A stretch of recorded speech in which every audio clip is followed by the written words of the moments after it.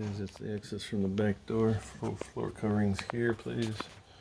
We got a 90+% efficient furnace. Vents up there. It's downflow.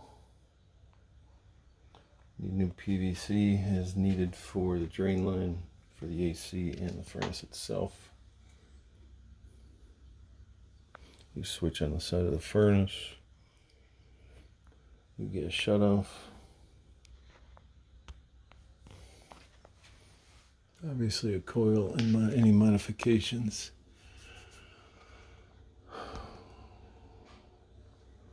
Let me look at a better way to do that filter. Right now they're using 2 of them at 20 by 20.